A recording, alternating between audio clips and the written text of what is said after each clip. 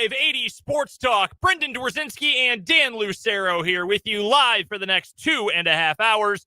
We're off just a little bit early again today due to K-State hoops.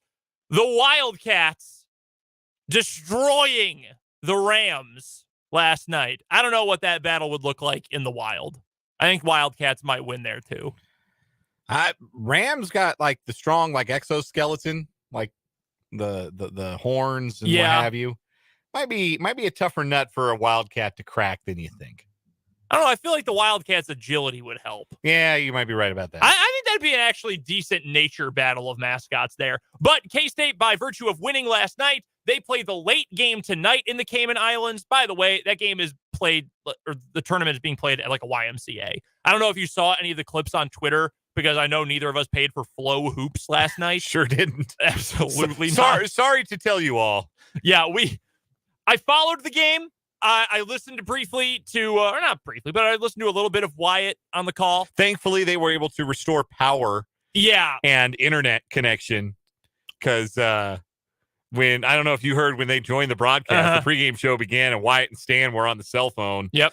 And I thought, wow, they're just like us. They have the same, they encounter the same problems that I have encountered in my broadcasting career, doing games off of a cell phone. Like, just play in Fort Lauderdale or something, right? Like, there's plenty of places with beach. You don't have to go to the Cayman Islands. But again, because K-State won last night, they play the late game tonight. So we are on with you until 5:30, slightly shortened edition of the show. If K-State wins tonight, they will again play late tomorrow. And again, we will have a show until 5:30 the day before Thanksgiving. Meanwhile, if K-State loses tonight, they will play the third game of the day and we will not have a show tomorrow. So will we have a Wednesday show?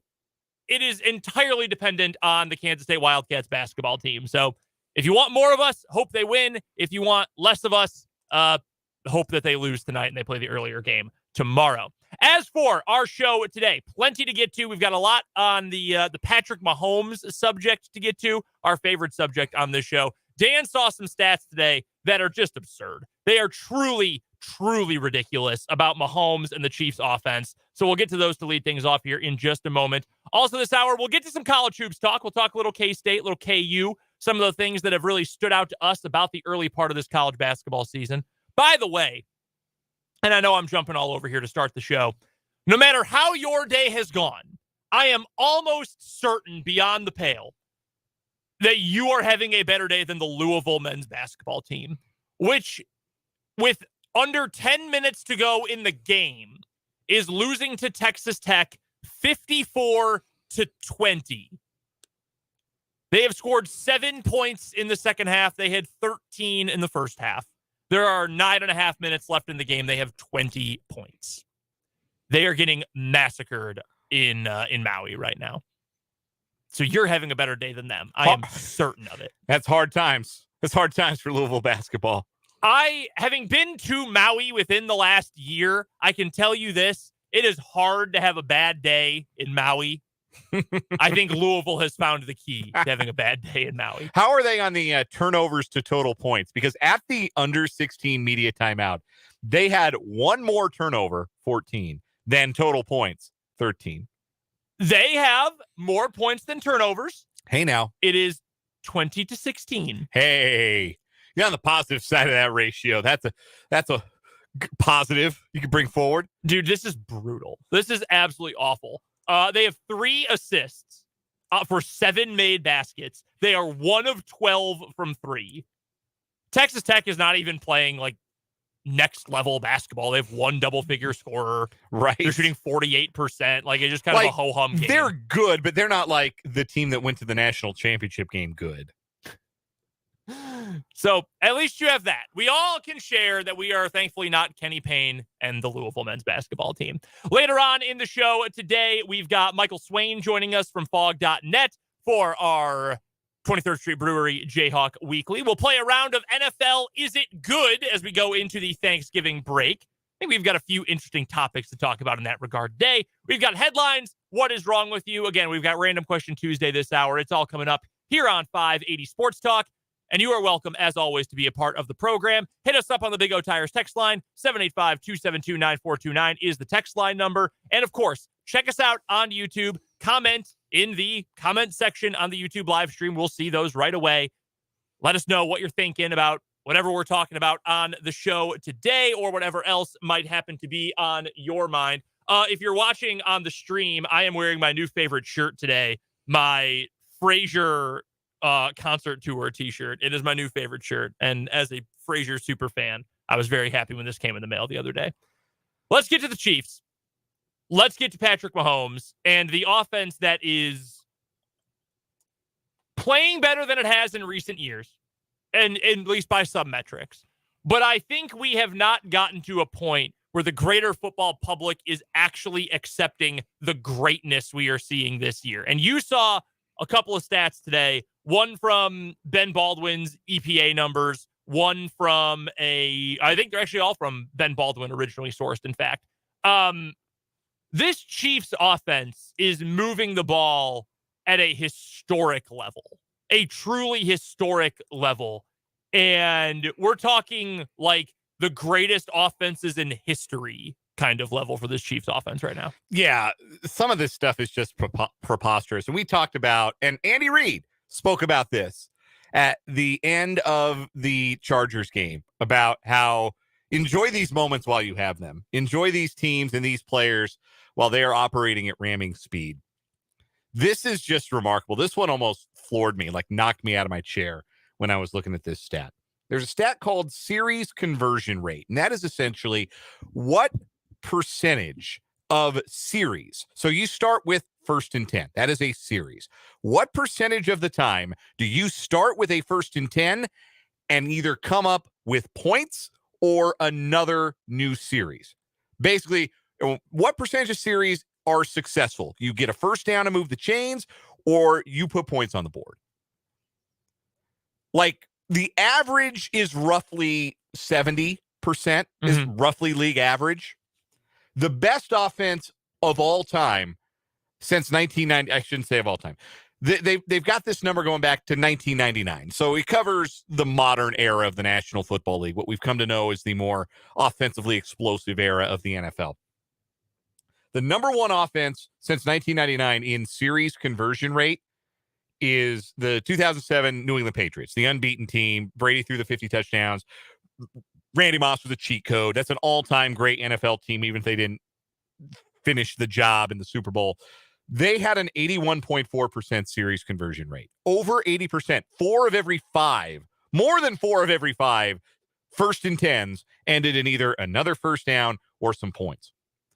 Only 3 other offenses in history have gone over 80%.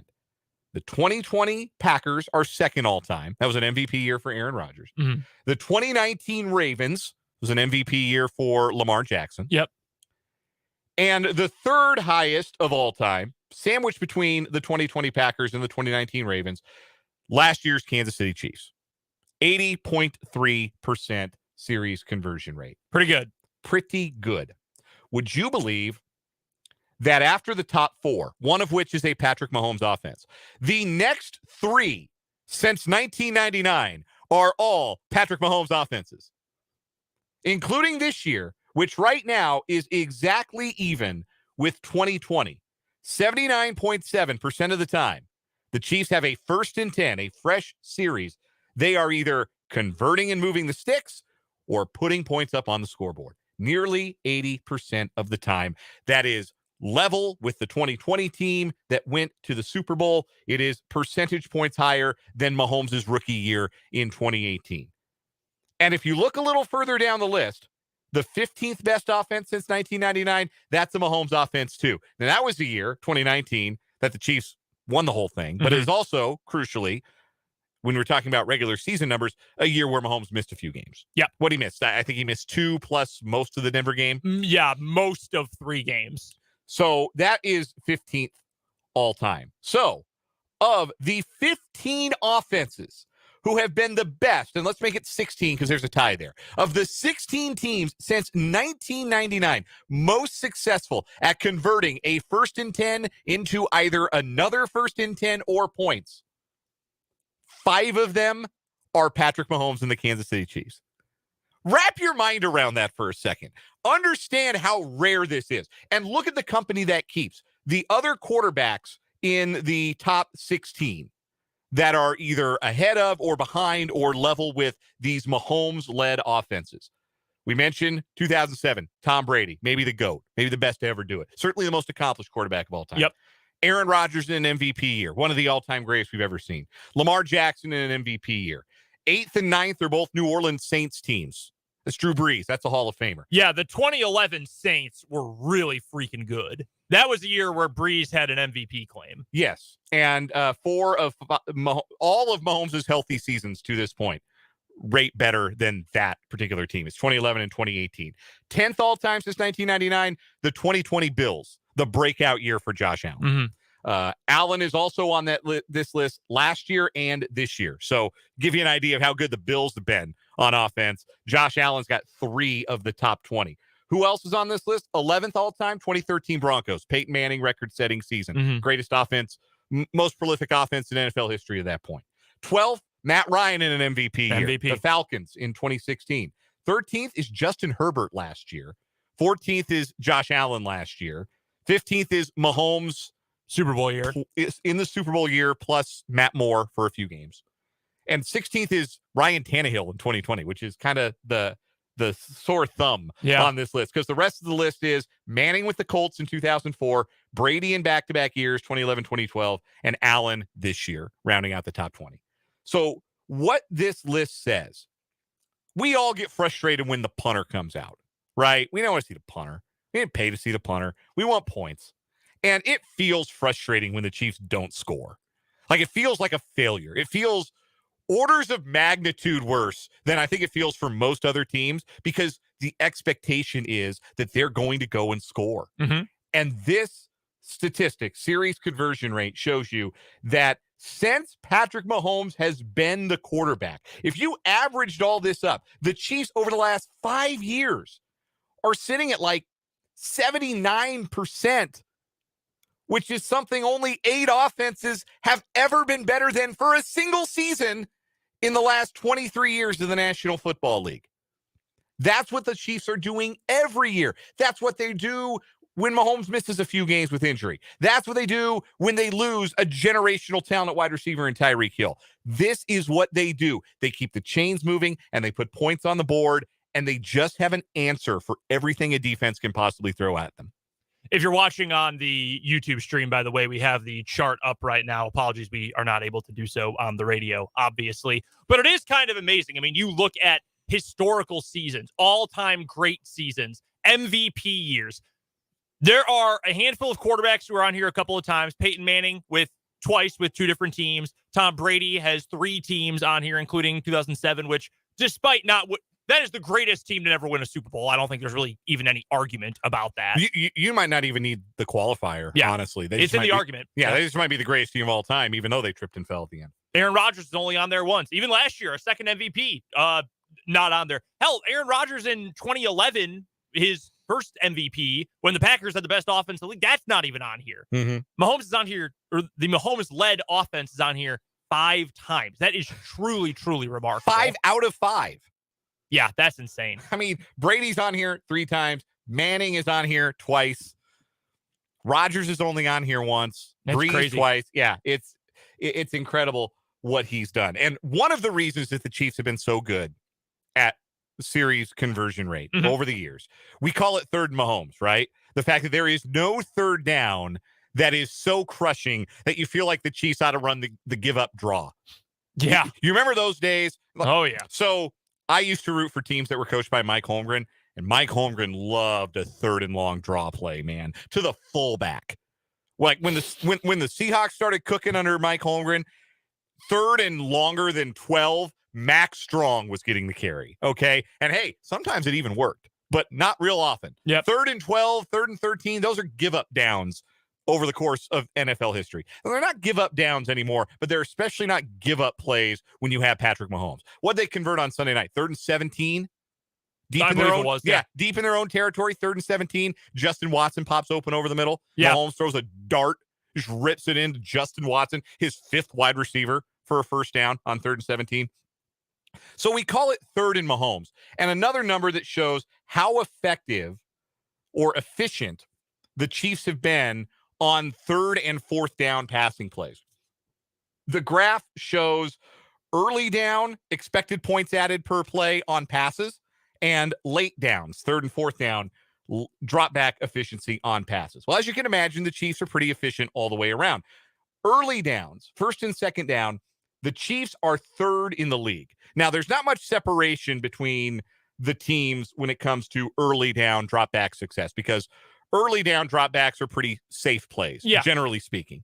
You're trying to get a couple of yards to set yourself up. Like, for example, the Falcons are second in early down dropback expected points added per play. There's my guy, Marcus Mariota. There's my guy. A lot of safe throws. You're not taking a lot of chances. Quick throws to the outside, get you 6 or 7 yards, get you ahead of the sticks, ahead of schedule. Mm-hmm. Most teams are pretty good at those. The Chiefs are really good at them because they're good at everything passing when you have Patrick Mahomes. So they're third in the league behind Buffalo and Atlanta and just ahead of Tennessee, Tampa Bay, Dallas, Miami. You think of those teams, you think of, at the very least, great quarterbacks or really good passing games, with the exception of the Falcons, who are kind of the outlier here. Mm-hmm. Then you look at the y-axis of this graph, and it's the late down drop back expected points added per play. This is where you start to get a little more separation, because if you're throwing on third and fourth down, chances are you need a decent chunk of yards, right? Most teams will run it on 3rd and 1, 3rd and 2, 3rd and 3, play it safe. It's 3rd and 6, 3rd and 8, 3rd and 10, 3rd and 12. You're airing it out. You're trying to gain yards. And if you don't have a great quarterback, or you don't have a great wide receiver, or you don't have a great scheme, you're susceptible to not succeeding on these plays, turning the ball over. For example, who's bad at this? The Panthers are the worst, followed by the Texans, then the Colts, then the Commanders, then the Jets, and the Falcons. I was going to say, to add to the point, the Falcons, who are really good on early downs through the air, my guy Marcus Mariota, maybe not so good on the clutch downs going through the air. Right. So it's the lower part of the y-axis is teams who not great quarterback situations, by and large. Older quarterbacks with shaky arms, or a revolving door of washouts like Carolina's got going on, or Zach Wilson, or whatever's going on in Washington with Wentz and Heineke. Anyway, those teams are all negative value. There are a lot of teams that are negative value. Even some teams like Dallas, Tampa Bay, Baltimore, Green Bay, the Rams, the Patriots, the Vikings are right on the edge of this. Negative value in terms of efficiency, expected points added per play when you're throwing the ball on 3rd and 4th down. This is all leading up to a very obvious conclusion if you were a Chiefs fan. The Chiefs are number 1 in this stat. And the second place team, Miami, is closer to 7th than they are to 1st. The Chiefs lap the field here. Almost a 3/4 of a point added per play on 3rd and 4th down plays when Patrick Mahomes is throwing the football. That's a 1/4 of a point more than anyone else. Nobody else is in the stratosphere on this graph. It is simply Mahomes magic on those 3rd and long plays. And it's that allows the Chiefs to be so efficient to keep the ball moving down the field. They're never out of a drive. There's never a scenario.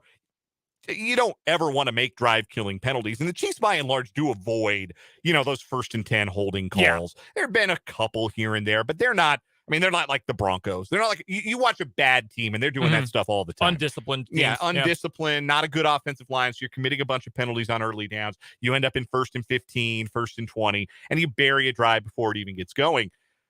But you can't put Patrick Mahomes in a situation he can't get out of. He's like Houdini. He really is. Like Travis Kelce said, he is the Houdini of our era when it comes to 3rd downs. And two, you make the point about, the certain teams, certain offenses, certain quarterbacks, they create separation in those situations, those clutch situations. Look at the top 3 as an example. The Bengals are right there at the top. They've got the quarterback. Despite not having Jamar Chase for the last several weeks since week 8, Joe Burrow, I believe, is the 2nd or 3rd highest rated quarterback in the NFL. I mean, he has been awesome lately. So they've got the quarterback. They don't necessarily have the scheme. They do have good pieces around him. T. Higgins has been great since Chase has been out. When they have Chase, he's obviously very good. But they've got the quarterback. Miami has the receivers. I think the quarterback for sure. He's playing like an MVP kind of quarterback. And they've got the scheme. Those are good. Those teams should be at the top with those kind of pieces. And the Chiefs are that much further above everyone else. That is truly remarkable. And again, it all ties back into the point we've made over the last 24 hours that we made in the immediate wake of the game on Sunday in the most recent win over the Chargers. This is special. This is why the Chiefs, should be appreciated for what they are now. If you're a fan, do not take this for granted, because it goes away in an instant. Let me tell you, it goes away in an instant. You have MVP play 1 year, and then 1 game later, all of a sudden, it is gone. Okay, so appreciate it while it's here. But also, on a serious note, this is why they're Super Bowl contenders, and I think should be Super Bowl favorites this year, because they've got the right quarterback, the right scheme, the right coach, the right pieces around them. The defense is picking up, and when it matters the most, they are getting the most out of those situations. That's what you want. That's an offensive and defensive thing. Defensively, last 2 games, late in the game, get after the quarterback, sack him. Or specifically the Tennessee game and then the game against the Chargers. They got after the quarterback late in the contest. Offensively, 3rd down and long, you need a play. Can you get it? You have no more faith in any other team in the NFL more than you have in the Chiefs. Even Josh Allen's big arm, even when Aaron Rodgers has been good, nobody more than Patrick Mahomes right now. That's why they should be the favorite to win the Super Bowl. And it's over and over and over again. Yep. It's year in, it's year out. It's consistent. He's Jordan. Like that's what we're watching here. We are watching a quarterback who is essentially Michael Jordan, who is essentially LeBron, if you're of that particular generation. He's the best, and he's the best in every way you can be the best, and he's really far ahead of a lot of his peers. We got to take a break here on 580 Sports Talk. We'll come back, though, in just a moment. We've got this week's edition of Random Question Tuesday coming up on 580 Sports Talk.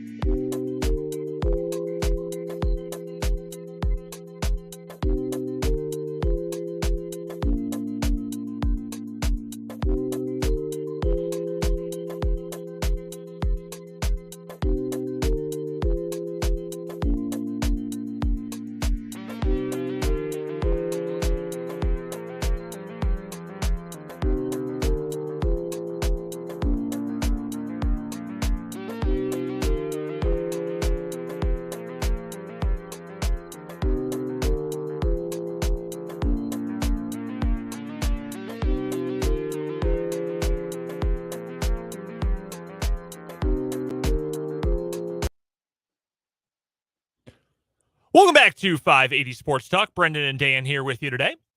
2 days before Thanksgiving. Thank you for spending some of your Thanksgiving week here with us. We're off a little bit early today due to K-State hoops against Nevada, their first opponent in the top 100 of KenPom this year. First real test for K-State this year. By the way, Cal, who you'd think, oh, well, they're in a major conference. Maybe they are near the top 100. No, they're actually not in the top 200. They're 0-5. They lost to, I think they've lost to 2 SWAC teams. They've lost to at least one. I know they lost to Southern. Was it Texas State or Texas Southern who beat them the other night? Might have been Texas State. Yeah, Texas State got them. Texas State. Texas State got them in Berkeley. They have losses to Texas State, Southern, UC San Diego. So that's not the Toreros. I don't even know what UC San Diego is. I think they're like the Tritons or something. Oh, I think you're right. They lost to K-State and they lost to UC Davis. It's not great. They have played 4 of those 5 games at home. They've lost all of them. That's unforgivably bad. Mark Fox is going to be on CBS Sports Network by the end of the month. Time for Random Question Tuesday. All right, so this one comes up because we have a major international sporting event going on, which means we hear a lot of national anthems of other countries along with our own. That even includes Monday Night Football last night. I don't know if you saw before the game, they did the United States and Mexican national anthems. Mm-hmm.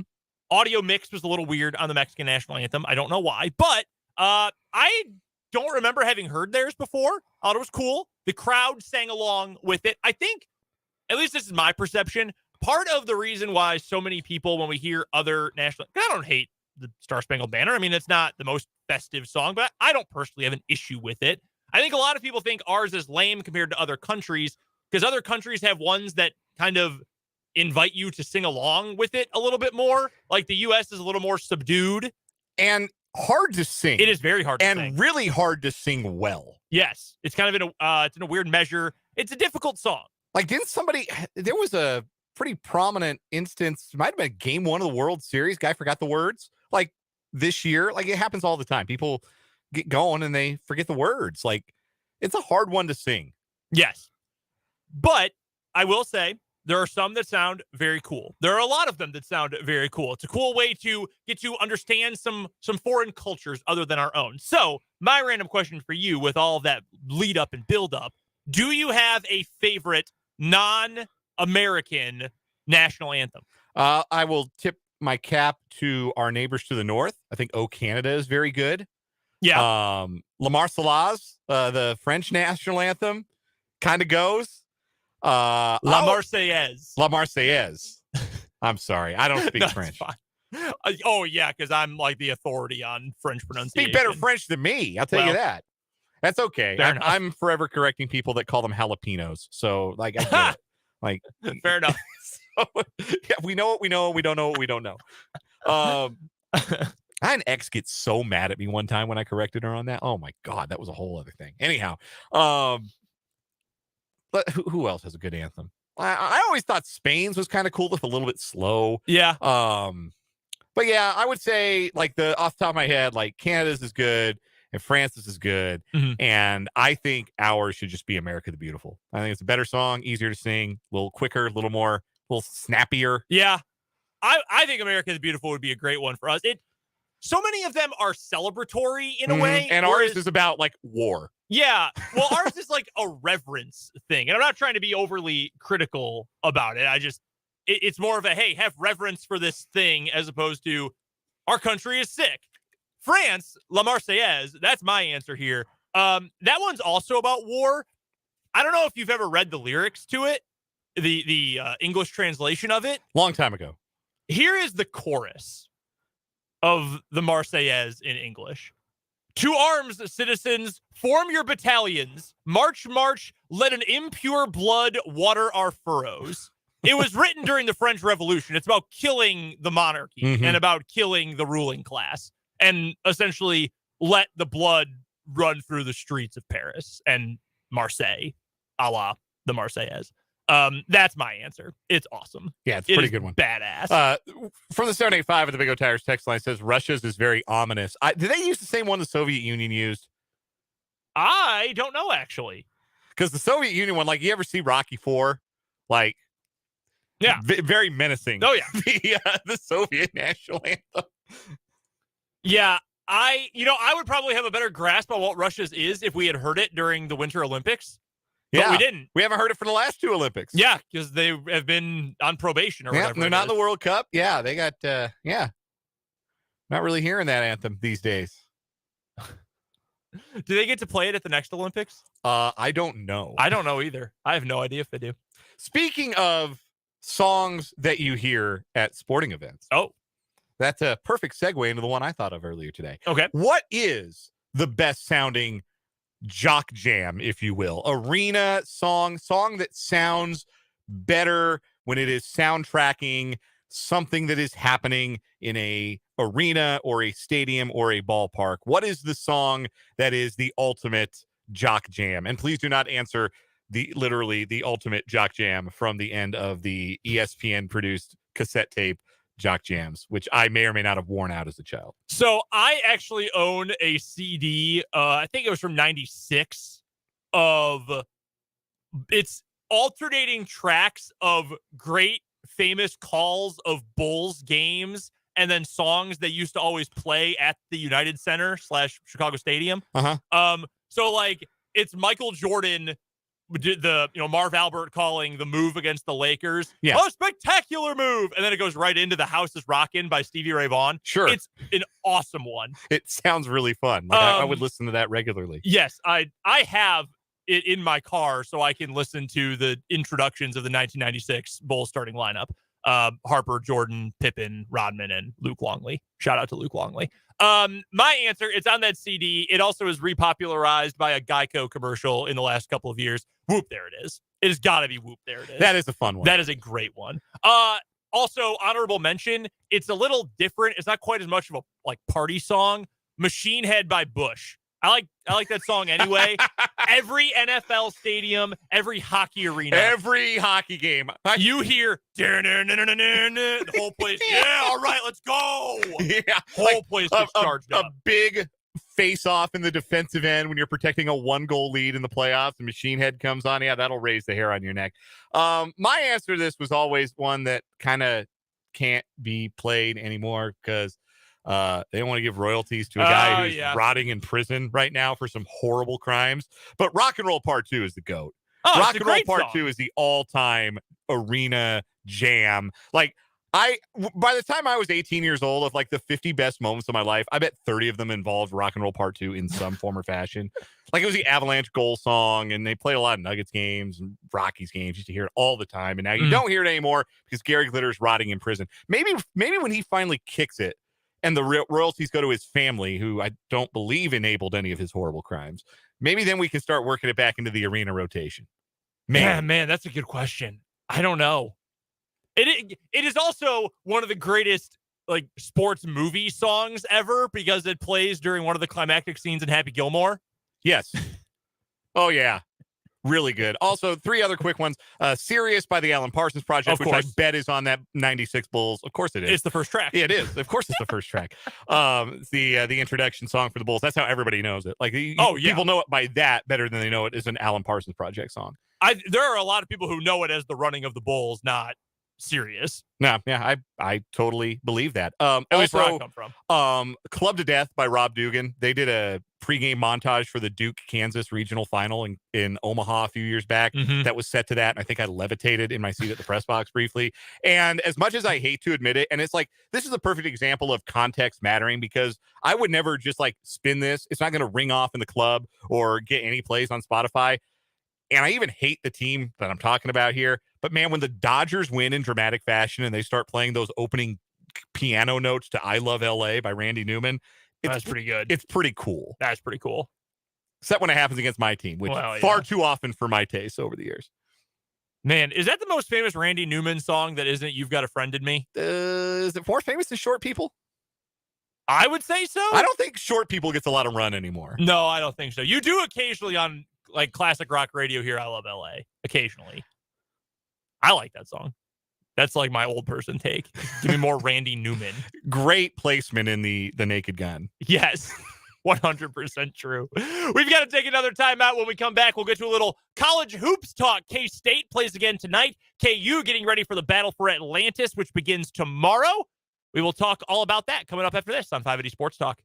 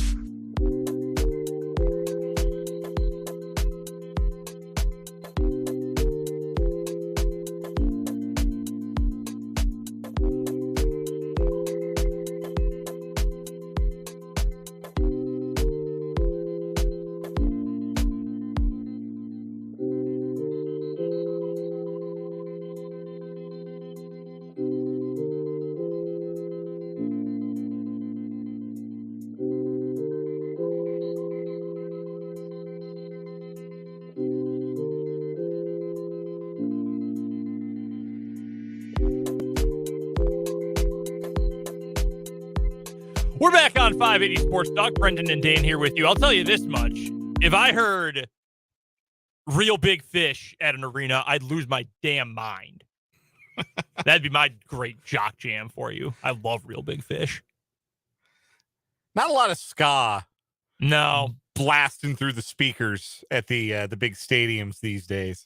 Occasionally, you might hear like a Mighty Mighty Boss Tones song. I feel like I've heard like the impression that I get at a Blackhawks game before. Oh yeah, that's very much a like a before face-off kind of song. Speaking of hockey, I can't believe I forgot to mention All the Small Things by Blink-182, which soundtracked the Stanley Cup run for my beloved Colorado Avalanche this past season. I believe we had a texter on the Big O Tires text line who asked about who won the Stanley Cup last year. It was the Colorado Avalanche. Thank you for asking. The Cup was in Chicago this past week. They were celebrating Marian Hossa. They retired his jersey is that right? The United Center, yeah. He got his name on there a few times. Yeah, 4 times, in fact. 3 with the Blackhawks and 1 with the Red Wings. How about that? Yeah, he was a hell of a player. He missed out on a year at the end of his career because he was allergic to his uniform. Yeah. Like he had like his pads and stuff. Yeah, he had a skin condition. Yeah. It was terrible. Ended his career. You did, yeah. Man, he was a hell of a player. He's probably Not that anyone really cares about this. We'll move on really quickly, but he's one of the 2 best free agent signings in the history of Chicago sports. It's him and John Lester. I was about to say, is John Lester the other one? Yeah, it's those 2, and it's really not close. Unless you want to give a nod to Jermaine Dye, who won a World Series MVP. Wasn't Rodman a free agent? I guess he technically was. Yeah, Rodman was. Yeah, I mean, the greatest rebounder ever, percentage-wise, but it's a little different when I think you're the 3rd best player on your own team, probably. Yeah. When you also have the greatest player of all time playing next to you and yelling at you constantly, it's a little bit different. Dennis Rodman having to just call timeout during the season, be like, hey, I got to go to Vegas and be a dirtbag for a few days. They're like, all right, fine, whatever. We do have some college basketball we want to get to here before the end of the hour. K-State rolled Rhode Island last night. They have not played a team in the KenPom Top 100 yet. That will change tonight when they take on Nevada. Do you have any worries about this matchup? I know that Nevada's not great. I mean, top 100 out of 355 or 65 programs is not like earth-shattering. But this will be the toughest team that K-State has faced as of yet. I do still think this team's general athleticism is going to be enough to beat up on these lesser teams. Now, come tomorrow's game, whoever they end up playing in the Cayman Islands, hard to say, but I would still take K-State tonight over a Nevada team, even if Nevada shoots the ball fairly well. Yeah, this is a game that they should win. It will be interesting to see what happens when they are in a tight one, because we haven't really seen that other than the Cal game. And when Cal made their big run, and even in that game, I mean, K-State got up huge. They were up double digits at the half, and they went cold from the field, and Cal hit some shots and played with a bit of a spark, and K-State had to make some plays down the stretch. But the thing that has impressed me about K-State in the early stages is how quickly the rotations have kind of settled, like with a brand new team and all these new faces and guys who've never played together. I thought it would take at least through to the conference season, the start of conference season, for Jerome Tang to get a handle on who's his 5, who's his go-to lineup in the clutch, who are going to be the guys he goes to off the bench. And no, that's all kind of fallen into place. It's Noel, Carter, Tomlin, Johnson, and Gasson as your 5. And then Tyke Green comes off the bench with Ish Masood and Desi Sills and Baibe Izeola. And that's your 9-man rotation. And eventually I thought they'd get it to 8 or 9 and figure out who they needed to play and who fits in. But how fast it's happened, that's really what's impressive to me, that Jerome Tang's got that kind of handle on his guys and that the cohesiveness is there with the lineups. They don't look like they're not playing like they just met. Like they're very cohesive on the floor.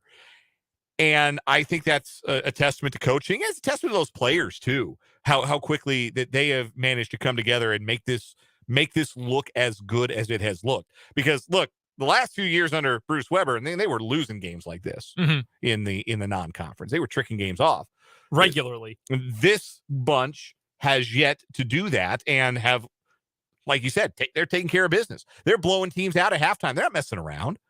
And that's huge credit to them. Huge credit to, I mean, because they've got veterans. They got guys, I mean, all these guys have played college basketball. Like Keontae Johnson's a vet. He's an SEC veteran. Marquise Noel's a veteran. He's played in this league. Tyke Green was the best player on his own team last year. So they know how to play. It's just been impressive to me how cohesive it's been. 4.5 points. That is what K-State is favored by for this matchup. They going to cover? I think they will. I would agree with you. I think they're able to cover in this game too. KU, they start their tournament, the Battle for Atlantis, over Thanksgiving tomorrow. KU's got the early game in Atlantis. They are going to tip off at 11 o'clock Central Time. They'll take on NC State. Winner of that game will get the winner of Dayton and Wisconsin, and the loser will face the loser of that second game. NC State, number 69, nice in KenPom. They're 4-0 so far this season. Defense, shaky, to say the least. Offense, though, pretty good. They're able to score the ball fairly efficiently. I think this tournament is going to say a lot about KU, because I think I was hopeful and optimistic going into this year, but a little cautious about it because so much turnover, 6 or 7 pieces, however many it was from last year's national championship team gone, including multiple first-round picks in the NBA draft. So I think it's been a good start for KU. The Southern Utah game, letdowns happen, especially after big wins. I think this game can go a long way as to showing just how good KU really is to start this year. Because you beat Duke, that's good. Duke's also super young. Weird things can happen at the Champions Classic sometimes. I think getting multiple games in a row, one way or the other, against good programs, because the entire tournament, Kansas, North Carolina State, Dayton, Wisconsin, USC, BYU, Tennessee, Butler. All of those are good programs. Butler is on the rise after a couple down years. Those are all good programs. I think this will go a long way to say, is KU actually a top 5 team in the country, or are they still riding a little bit of a reputation high from the championship? I think the Southern Utah game will be a good learning experience for them in the end, because they saw what happens if they don't play hard. Mm-hmm. Like, they saw what happens if they take their foot off the gas, because Southern Utah was on 10 from minute 1 to minute 40. They brought the noise. They played as hard as they could possibly play, and they very nearly walked out of Allen Fieldhouse with a win that would have been a seismic shock across the college basketball world. Kansas knows they can't mess around now. That was the wake-up call I think Kansas needed going into this tournament, that, hey, you're not just so talented that you're going to beat everybody you play. It's an effort thing. Because I thought that's all it was for Kansas. Because I thought, when they would lock in for stretches, they'd go on a 7-0 run, and then they get lazy and take some bad shots. They wouldn't get back in transition, or they'd be second to a loose ball. Like, those are the kinds of slips. Those are the kinds of lapses you just can't have.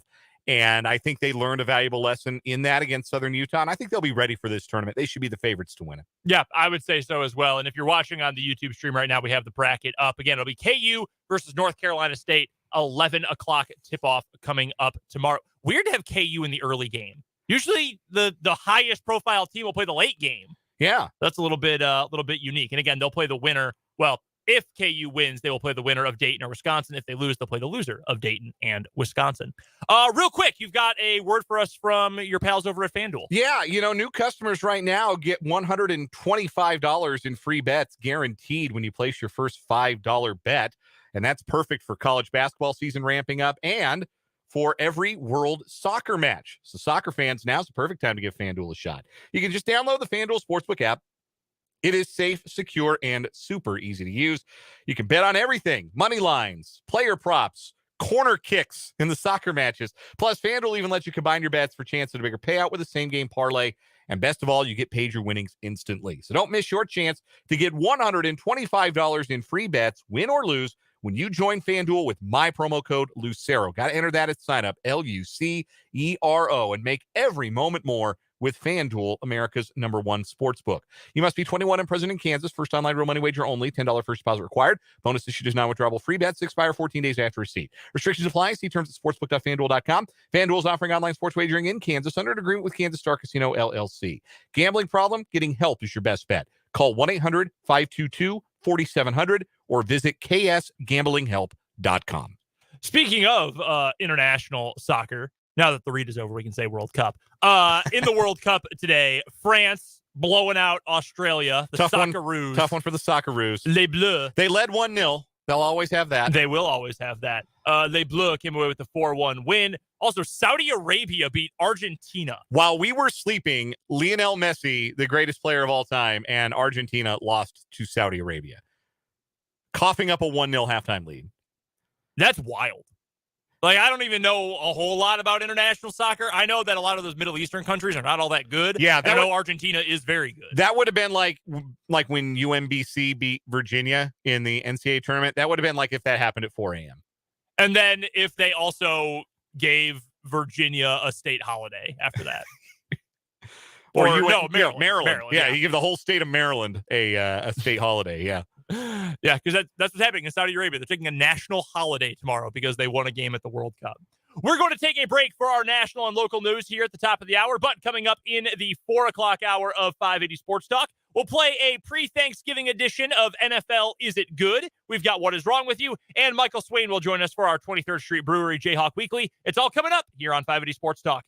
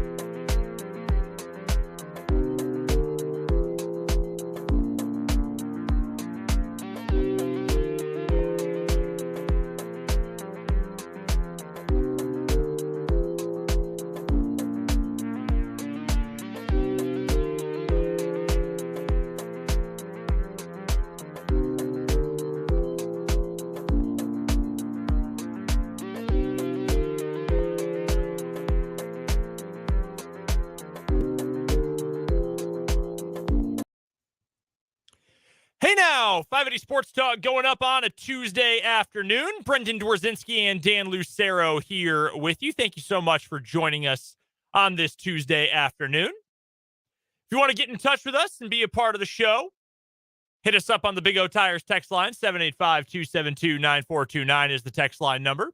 You can also chime in on the YouTube comments. Sports on 580 WIBW is our YouTube channel.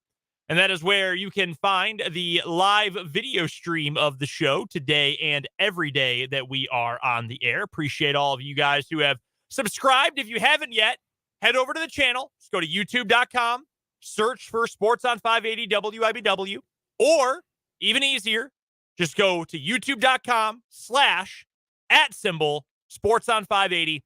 You can subscribe to us. It's free. Doesn't cost a thing. And all it's going to do, it's not going to send you emails or anything like that. All it's going to do is just let you know when we've got new videos. It'll let you know when we have a live stream coming up right there on your YouTube homepage. So go, subscribe, bookmark us, whatever it takes, and then you can watch our live streams on YouTube as well. And again, appreciate everyone who is watching on the live stream and everyone who has subscribed to the YouTube channel in recent weeks. Coming up this hour on 580 Sports Talk, we'll play a little NFL Is It Good coming up here in just a moment. We've also got today's What Is Wrong With You, and Michael Swain of Fog.net and 24/7 Sports is going to join us at the bottom of the hour for the 23rd Street Brewery Jayhawk Weekly. Let's start with the NFL, though. It's been a few weeks. Let's get to a round of NFL Is It Good? And we'd have some game show music. Yeah. We do need some. We do need a game show some game show music for Is It Good? We need like ambient crowd like chanting along the title of the name. And yeah, we can make this happen. Yeah, we can make this work. We're still workshopping it, and then we can get there. And no chunky coming out to eat your points. No, avoid that. Number one, we'll go local for our first Is It Good? The Chiefs defense. Are we at a point where we can say on a binary good or not good that they are indeed a good unit right now? The numbers say that we can't. They're 22nd in DVOA, the Football Outsiders in-house metric. They're 19th in total defense. They're 21st in scoring defense. So those aren't great. That's not where you want to be. It's not top half of the league where you would be inclined to say that they were good. That being said, I think I am comfortable in saying that the Chiefs defense is good enough. Okay. That is what I will say about the Chiefs defense. It is good enough because when they have needed to get a stop, when they are playing with the lead, or when they have needed to get a stop and get the ball back, there have been times this year where they have shown the ability to do that. The one thing that they're better at than we thought they were going to be when the season began is getting to the quarterback. Do you know they already have more sacks today than they did in all of the 2021 season? That's remarkable. Well, they only had, 16 all of last year? 31 sacks last year. They 32 this year. There was the NFL low last year was 16. I think it was the Falcons. Yes, it was the Falcons. Okay, yeah. Wow, so, that's impressive. Yes, Chiefs have more sacks this year than they did last year, and the same number of sacks that they had the year before. So they are getting to the quarterback. They are putting the quarterback down. Some big negative plays helping this defense out. Here's the thing that holds them back. They do not create turnovers. 9 turnovers created this season by the Chiefs defense. Now, on the one hand, you can look at the numbers that they've put up and the fact that they're only allowing 23 points a game and that they're not benefiting in a huge way from turnovers, and in fact, losing the turnover margin on the year. And you can say, well, actually, that actually bodes well if they do start intercepting some more passes or recovering, creating and recovering some more fumbles, that there's another level this defense can get to if they start to force more turnovers. I just don't know who the turnover forcer is on this team. There's not, these cornerbacks are so young. We don't have one that we know for a fact has the knack for intercepting passes down the field. You don't have a Tyrann Mathieu in this safety group, a guy who you always felt like was a snap away from creating a big play or a turnover. So that's the hesitation for me, that I can't call them good, but I do believe they're good enough. because we're not talking about them like the Bob Sutton defense. Yeah. That cost this team a championship in 2018. They're better than that. A lot better than that, I think. And that means they're good enough to win a championship the way the Chiefs offense is operating. So good enough is my answer. It's a difficult answer here because, like you pointed out, the metrics indicate no, they're not. Another one, if you want to look at defensive EPA per play, the Chiefs for the balance of the season are 23rd in the league. That's bottom 10. Over the last few weeks, they're closer to mediocre. They're 19th since coming back from the bye week, but that's still not good. You mentioned the DVOA. There's a lot of numbers that indicate, no, this defense is not all that good. However, I think the pass rush, especially of late, has been good. I would make the argument that the individual pieces are good as well, even if that means, some players are already here or some players are ascending. Chris Jones is here. Guys like that are already here. Yeah, I would say Nick Bolton and Willie Gay to that degree. Man, Bolton has played pretty well. He didn't have a great game against the Chargers, but he came up in big moments, and that's worth something. He had 14 tackles. Yeah, he was busy. He was certainly busy. So it's difficult because my eyes are telling me one thing, but then the background numbers are telling me something else. I would probably lean with not good yet, because that can still mean trending in the right direction. That can still mean decent. The turnover issue is key because that is really how defenses function in the modern NFL, because it is so easy for offenses to move the ball, especially through the air. You've got to be able to take it away and steal possessions. The fact that they don't do that is a little bit concerning. But on the flip side, the fact that they're getting after the quarterback more is extremely positive, I think. I'm not saying they're going to get 5 sacks a week for the rest of the season. That's just unrealistic. But if you can get, a couple a game, I think this Chiefs team is going to be just fine. So I am trending more toward good than I was going into the bye week, as an example, more than anything because the pass rush has picked it up, and that's been extremely encouraging. Next one, let's stay with the AFC. The Cincinnati Bengals, are they good? I wrote off the Bengals. I don't know if you remember. When they got off to their slow start, I wrote them off. I said, I don't think this is a playoff team. I think they're heading in the wrong direction. I think it was after they lost to the Ravens. And I said, I'm out. I don't see it. I don't see this group being able to turn it around. I don't trust Zach Taylor. Since then, they've beaten the Saints barely. They have beaten the Falcons, who are wretched. They got annihilated on Monday night by Jacoby Brissett and the Browns. That was the first game without Jamar Chase, if I remember correctly. Yes. So, yeah, they're 2-1, though, without Chase. They bounced back. They whipped the Panthers, and then they beat the Steelers. Not exactly murderer's row. Now, I know they have a win over the Dolphins, and they have a win over the Jets, who are 6-4, but their schedule coming up is going to tell us a lot because they've got to go to Tennessee this week. And it sounds like they're hoping to have Chase back for that one. If he's not back for that one, would expect he would be back to face the Chiefs the next Sunday. But still, you got to go to Tennessee. You got to play the Chiefs. Then you get the Browns again, who, again, mollywopped you on their home field. Then you got to go to Tampa. Then you got to go play at New England. Then you get Buffalo and Baltimore. That is the toughest schedule in strength of schedule of any team in the NFL down the stretch. I don't know yet if they're good or not. I know that's a cop-out. But I am still leaning that when they play really good competition, I don't think they have enough answers on offense if option one gets shut off. And option one is Jamar Chase. I don't know that they have enough answers on offense against the really good teams, against the really good defenses. So I will hesitate yet to call them good. They may still make the playoffs. They don't have to do a lot down the stretch here. Probably 3 more wins gets them in. I think there are probably 3 wins in those last 7. I would say so. I mean, it is a tough test. There's no denying that.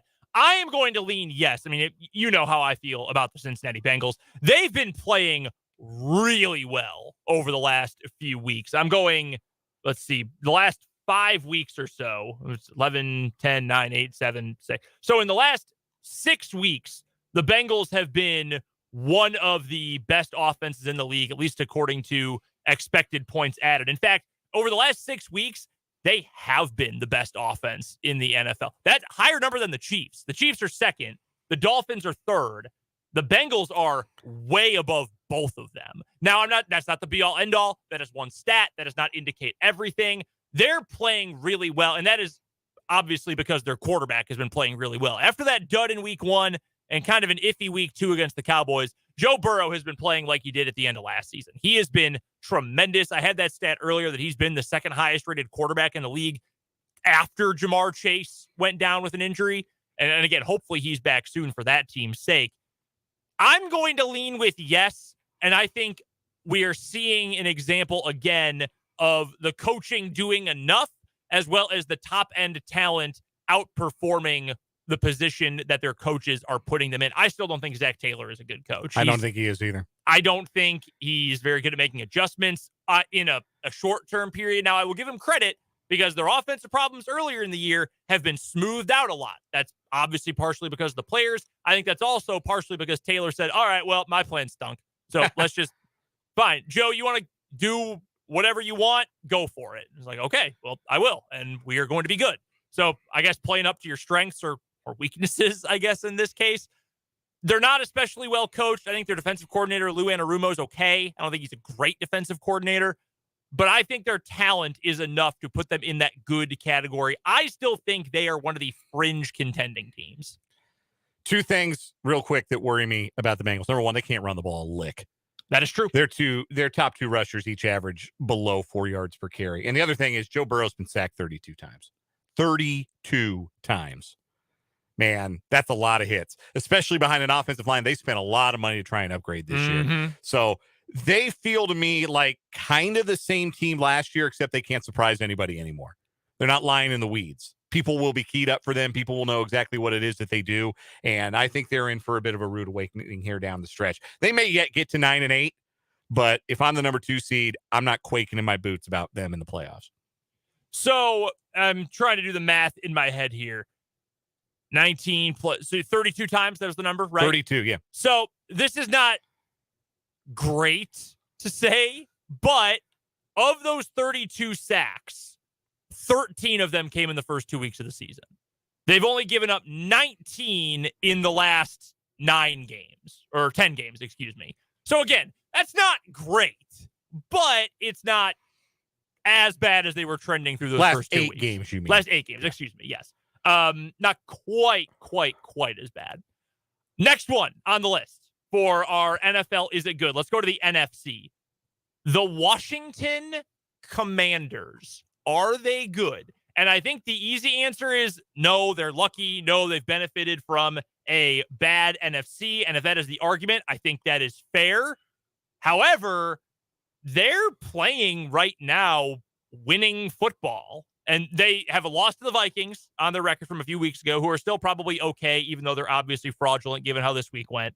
They blew out the Texans. They won by 13. You could have made that 30. It really didn't matter. They were in control that entire game. They beat the Eagles by 11.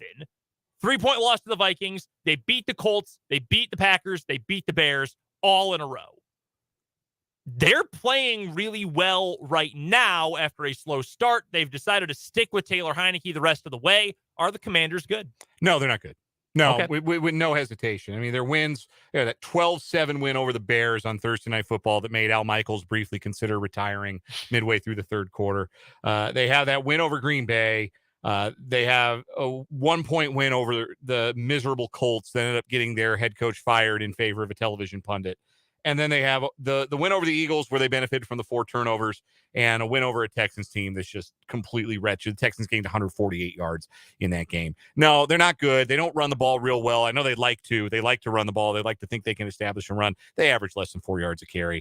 Taylor Heineke, I know, is a nice story. He's very limited as a player, and he's thrown 4 interceptions to 5 touchdowns in the 5 games that he's played. This is a quirk of the schedule. This is a quirk of some variance in close games. I do not take the Commanders seriously. I don't think this will last for them.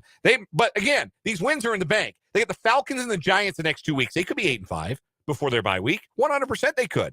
So these wins are in the bank. I'm not saying, they're not going to make the playoffs. They're going to lose all the rest of their games. But am I taking Washington seriously? If they stumble into the playoffs as the 6th or the 7th seed, please, gambling gods, let me bet on Taylor Heineke on the road in a playoff game. Hey, Taylor Heineke did cover against the Buccaneers in the playoffs a couple years ago. He did, didn't he? That so far has been the high point of the Ron Rivera era. Outside of just, we are not going to treat this team like a joke. Winning the division with a losing record. Yeah, that's as good as it's gotten. So the next 6 weeks for the Commanders. Falcons, 2 against the Giants, split up by their bye week. 49ers on the road, Browns at home, Cowboys at home. Can you get 3 wins out of that? Beat the Falcons at home, split with the Giants, beat the Browns. I mean, it's doable. I think so. I think Dallas might be doable. Dallas might be resting some guys with depending on playoff seeding there in that last Sunday. That's true. That's very true. This is going to be a fascinating few weeks for the NFC East.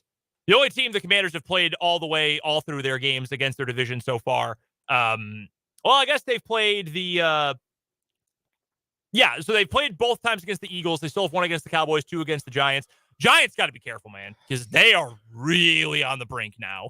Because I think they got lucky with a really easy schedule to start the year, and now you're being reminded that their starting quarterback is Daniel Jones. They've got 5 division games left, and they could lose all of them. That's absolutely possible. Absolutely possible. And they got to go play Minnesota. One other one from the NFC. In fact, we just mentioned his team. His team won last night. Kyle Shanahan, as a head coach, is he good? Hard to argue he's not. I mean, you look at his record. Well, there's the thing. Yeah. For the first time in his career, with a win last night, for the first time in his head coaching career, Kyle Shanahan has a winning record. I meant you look at his record of taking teams deep in the playoffs when he gets there. It's either been really bad or really good. There hasn't been a whole lot of in between with him. I wasn't high on the 49ers coming into this year, and the main reason I wasn't in on the 49ers, I wasn't in on Trey Lance. They have made it rock with Jimmy Garoppolo in a way that looks pretty familiar to what they had been doing the last couple of seasons when Garoppolo had been healthy. And the addition of Christian McCaffrey has been a boon because he has been healthy. He has been in the lineup, and he's been awesome because that's what he does when he's on the field. And when you add him to all those other awesome skill players and Garoppolo, who say this for Jimmy G, is he unspectacular? Yes, he is unspectacular. Yeah. But he's not going to get you beat until January. Like, he's a good enough quarterback. Like, we should probably talk about him in the same way we kind of talk about Kirk Cousins. Like, you can make this work to a certain extent with Jimmy Garoppolo. You can even get into the Super Bowl with Jimmy Garoppolo. This is a situation where sometimes chemistry can matter more than talent, and fit can matter more than talent. Like, if you put Jimmy G on, I don't know, give me any random team. The Jets. Okay, well, I originally thought about the Jets too, but they actually have his old his old quarterbacks coach. That might be a little different. But like the Raiders stink. You replace Derek Carr with Jimmy G. Are they any better? No, probably not. No, not in all likelihood. You put him on. Okay, it sounds crazy to say. Like Green Bay, not a very good team. Are they any better with Jimmy G? No, they're not. Chicago, no, they're still going to stink. Most teams would be like that, but it works. Something about what Shanahan wants and what Jimmy can do works. Now, when you get to the playoffs, it's a race against the clock because at some point when you've got to win the game with your quarterback's arm, he probably is not going to do that. And we saw that in Super Bowl 54 when they would have won if he had hit Emmanuel Sanders. He threw it over his head. Like, we know that for a fact, that you're in a race against the clock when you get to the playoffs. Jimmy's got to make a play in a big game, and he's not quite the quarterback who's going to be able to make it work in that way. But Kyle Shanahan's always been an outstanding play caller. The play designs are great, and when you've got that many toys and that many different ways to scheme them open space, then it's pretty scary. They right now, to me, are the second best team in the NFC. I think there's a very good argument for that. Behind Philadelphia. I would say that's my hierarchy right now is Philadelphia and San Francisco. And I might have San Francisco start to kind of nudge up there. Not quite with the Eagle. They might be the 4th best team in football to me, honestly. The way they're playing right now, on current form, getting healthier on defense, they might be the 4th best team in the National Football League behind Kansas City, Buffalo, Philadelphia, however you want to order those 3. Their plan last night, get ahead, use McCaffrey for 3 quarters, and then hit him with Elijah Mitchell, who's fresh and ready to go in the 4th. That was brilliant. All that being said, Arizona has plainly quit. Yeah, they suck. Yeah, their vibes are horrendous. They have plainly quit. Did you hear Troy Aikman get very dangerously close to calling them losers last night? It's like, this is a losing football team, and they're playing like one right now. He wanted to call Antonio Hamilton a loser so badly for giving up on a play. Yeah, when he just flat out just made a business decision on that second touchdown by Kittle in the second half. Yeah, revolting effort, and it's about over for Cliff Kingsbury, who now looks. Did you see that clip of him from Hard Knocks? No. Oh, with the big painting of a lion with a crown in his in an empty room in his house, and he's like, "Well, I'm a Leo, so that's the symbolism there." Like it felt like something like from Kendall Roy from Succession. It was so depressing. That is unreal. It's like thinks it's cool, but it's actually really sad. Good luck in unemployment. Yeah, he'll be an offensive coordinator somewhere. He'll go to, I don't know. West Virginia. He's going to replace Neil Brown. West Virginia fans would be so mad. Yeah, they would. So mad. Real quick, before we get to a commercial and what is wrong with you, I believe we have some words from FanDuel. Yes, football fans, make this Thanksgiving to remember, a Thanksgiving to remember with FanDuel, America's #1 sportsbook, because when you bet an NFL same-game parlay now through November 28th, all customers can get up to $100 in free bets. Win or lose. Just bet an NFL SGP or SGP Plus of at least $20. The bigger your bet, the more you'll get back in free bets. NFL same-game parlays are the perfect way to combine your bets for a chance at a larger payday. Build your own or choose from one of the popular SGPs pre-built for you in FanDuel's top-rated sportsbook app. However you want to play, get up to $100 in free bets, win or lose, when you bet an NFL same-game parlay of 4 legs or more. And if you're new to FanDuel, sign up using my promo code LUCERO, Lucero. Make every moment more with FanDuel, an official sports betting partner of the NFL. You must be 21 and present in Kansas. Bonus issued is not withdrawable free bets. Expires 7 days after receipt. Max free bet $100. Restrictions apply. See terms at sportsbook.fanduel.com. FanDuel is offering online sports wagering in Kansas under an agreement with Kansas Star Casino, LLC. Gambling problem? Getting help is your best bet. Call 1-800-522-4700 or visit ksgamblinghelp.com. Let's take a quick break. We've got What Is Wrong With You next on 580 Sports Talk.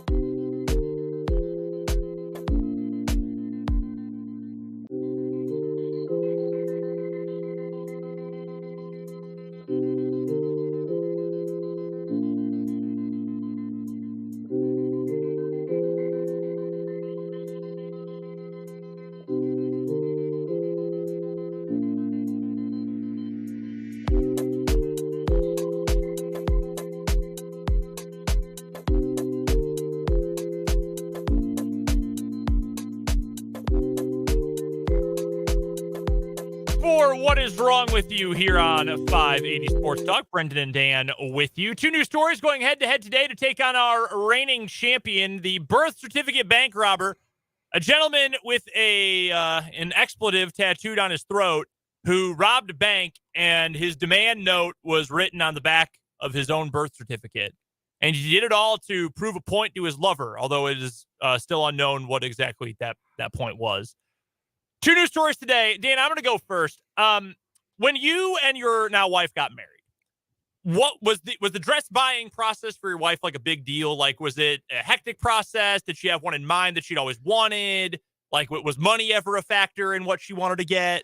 I think she had in her own mind a budget. She had an idea of what she wanted to spend and kind of some ideas of what she might want it to look like. My wife's very meticulous in that way. Mm-hmm. She went and tried a couple on and found one that she loved, and that was something that was reasonably priced for her, and that was the one that she chose. Very sober-minded, very thoughtful, very thorough process. Yep, my wife, very similar, and I told her, we were talking about it in the finances all. I was like, I want you to have whatever you want. Like, we neither of us has like super extreme fancy taste or anything, but like, hey, don't worry about the price unless it's like ridiculous. Like, go get what you want. It's a special day. You're only going to wear it once, all that. I think most people feel that way. You're only going to get to wear it once. And that's what this woman who took to Reddit with a problem with her soon-to-be husband, her current fiance, said, look, I thought I might spend a little bit more. I know it is only a one-time thing, but it's what I wanted. It's my special day. This 29-year-old woman and her 33-year-old soon-to-be husband, current fiance. Well, she said, well, I can afford it. However, my fiance thinks it's not okay to waste a couple of thousands on a dress that I'm only going to wear once. Yeah, he might have a point, but one, that's the typical price for a wedding dress, and two, it's once in a lifetime, so why not make it special? Her fiance was still not convinced and suggested that she rent a dress instead of buying one. He started saying that I'm being irresponsible with money and brought up how much money I've already put aside to, quote, rent a face, which he meant for her makeup for her wedding, and also to wear fake hair. She got extensions for her wedding. But this woman had a vision of what she wanted to look like, so to speak, on her wedding day, and she thought that was her right as a bride. Yeah, special day, all of that. So she went ahead and bought the dress. A couple days later, she goes to look at it in her closet, and it's gone. She tells her fiance, and her fiance says, yeah, I took it back and got our money back. Yo. She says, I was shocked, and I asked him why he did that, and he said he thought the dress was ridiculously expensive, and that was wasting money, and again, suggested I go rent one. Wow. I will tell you this much. If I had done that, I would not be married. Yes, correct. Correct. I would not be married if I had done that. Like, how is the story not me and the jerk I was going to marry before this had a disagreement? By the way, this story ends with the quote here. He told me I should grow the F up and stop with the quote-unquote dream wedding dress cliche, then stormed off to call his mom, who chewed me out, saying she won't let me ruin her son's financial stability with how I deal with money generally. This is a 33-year-old man acting like this. I think it's important to know. Yeah. 33-year-old 33 no, man. Here's my advice to this woman. Not worth it. If this is what it's like before you get married, it's going to get worse. Get out. Yeah. Get out. As an expert on marriage, having been married for 7 months. Yeah, sounds like the money in the relationship isn't worth it. Just get out. Just get out. Oh man, that is. Oh, I'm irate. All time terrible. I just can't believe you would do that to the person that you purportedly love. Right. Like, how could you treat somebody like that? That's beyond me. I can't wait to. I don't know if my wife's listening right now. She may or may not be. Sometimes she gets to hear this. If she's not listening, I'm gonna tell her about this tonight and get her reaction. I'm sure it's gonna be interesting. What do you have for today? So if you yourself were about to be found guilty of an armed robbery, you might want to pour yourself a stiff drink. Well, that's what Jermaine Bell did in a Miami-Dade County courtroom. He poured himself a Clorox Colada and drank it while waiting to hear the verdict on his armed robbery charges. Drank a cup of bleach.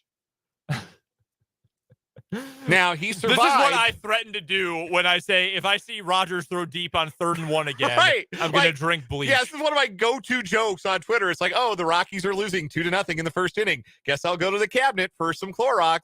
Oh, my God. No, the guy poured himself a drink of bleach in the courtroom. And his family, naturally, would like to know how that came to be.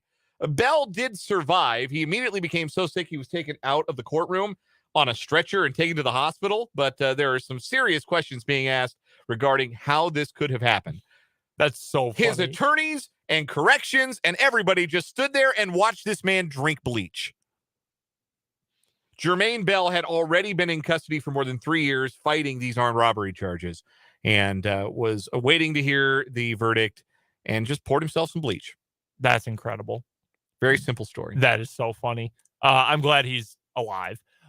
Who do you have for today? For today, I am going with the jerk who returned the wedding dress.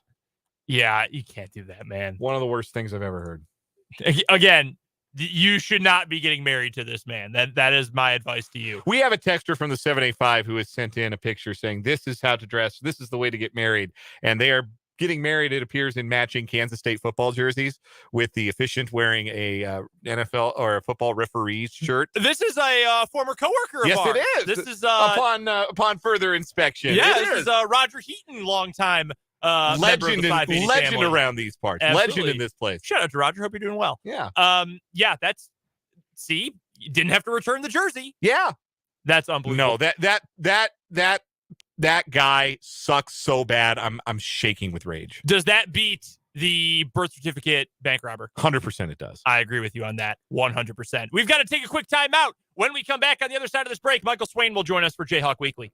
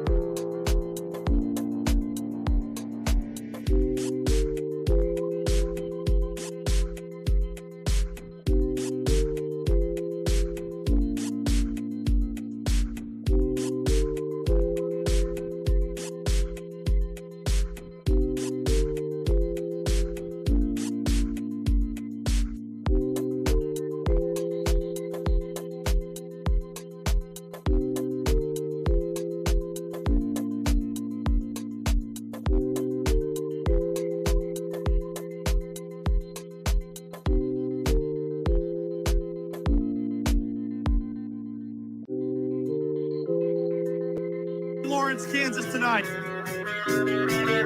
Michael Swain of Fog.net and 24/7 Sports joining us here on 580 Sports Talk. It's our 23rd Street Brewery Jayhawk Weekly. Make sure you check out 23rd Street Brewery in Lawrence on Clinton Parkway, a.k.a. 23rd Street. Best place to watch a KU game if you are not going to make the trip down to the Bahamas to watch KU basketball this week. Want to watch some games over the Thanksgiving break, or if you want to watch the KU football game, the Sunflower Showdown coming up on Saturday, no better place to watch it than 23rd Street Brewery in Lawrence. What's going on, Michael? How are you?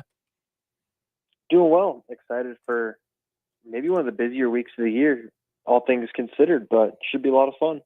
There is plenty to get to, both KU football and KU basketball. But first things first, I do have to ask, I think we're asking every single guest this on both of our shows this week. What is your favorite Thanksgiving side dish? Oh, it's funny. This is what we talked to Andy Koldernicki today, and he mentioned this as well. So I've got my answer ready. It's the sweet potatoes with like some charred marshmallow on top. That stuff is so good. So I'll take that all day. The candied yams. Yeah, that's a classic in the Dworzinski house. Are you a turkey guy, or do you prefer a different meat at Thanksgiving? Turkey might be the most overrated protein on the face of the planet. So I'll take anything else. Unbelievable. Wow. Unbelievable. A lot of people out there don't like turkey. I know. That's why I had to ask the question. Do you go with ham instead then? No, ham's like second on that.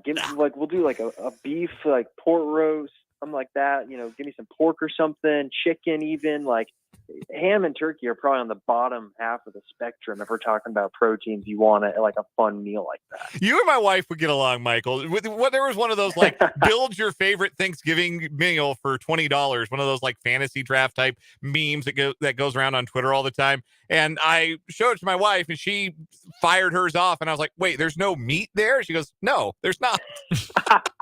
I see. I'm that. I'll take the extra change and go get like some wine or beer and then make it even better. There you go. Still have a fun night that way. Well, Michael, we appreciate you joining us. Happy Thanksgiving, of course, to you and yours. Let's start on the gridiron. This past weekend against Texas, man, that was tough. And I think the way the game went wasn't surprising. I think everyone knew KU was going to have some struggles with that Texas running game and Bijan Robinson, who is just, one of the best running backs in the entire country.